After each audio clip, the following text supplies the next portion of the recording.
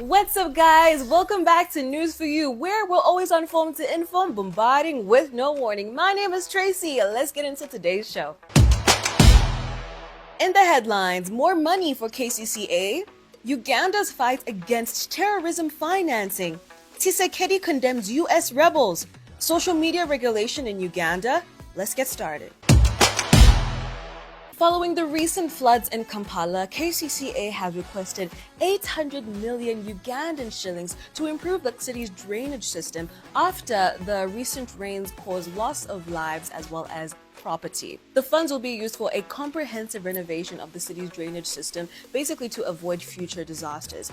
KCCA officials have stressed the urgency of this project, saying that they need better infrastructure in order to manage stormwater as well as protect the residents.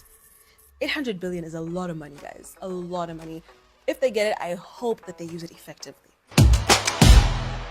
Uganda has pledged to step up its fight against money laundering and terrorism financing.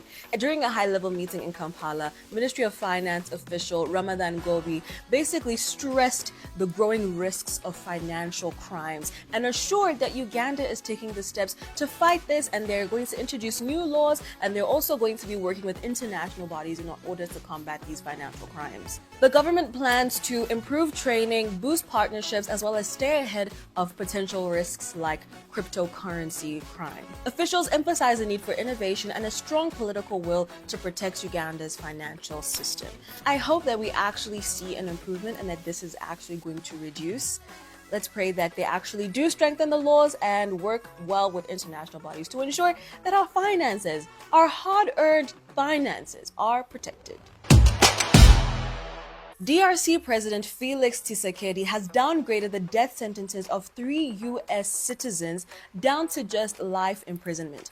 Previously, these U.S. citizens, along with 34 others, were charged with treason and criminal association after a failed coup attempt in May last year. Basically, the coup was put together by an opposition figure, Christian Malanga, whose son is one of the U.S. citizens. Basically, his son and his son's friend were allegedly coerced by the dad, who is Christian Malanga. But now the DRC is trying to strike a mineral deal with the U.S. in exchange for security in the DRC's eastern region. Now they decided, let's downgrade the charges. And also a senior U.S. advisor is coming to DRC to further the peace conversation and see how they can now work together. And all I gotta say is that's diplomacy and politics for you. That's how these things work. UCC is acquiring new technologies to regulate social media usage in Uganda. Basically, this is aimed to curb irresponsible use and ensure that it serves public interest. Now, here's what the Minister for ICT and National Guidance had to say. We shall not cross social media, including TikTok, like some of the leaders have requested, but we are studying the whole area of social media with a view of introducing technologies and other services to regulate how to use social media. For instance, there are technologies which we are trying to acquire that can filter what can get into the public. He goes on to say that this isn't to limit free speech and just wants to make sure that the content that's consumed does not incite any violence or intimidation. What do you guys think about this? Let us know down below.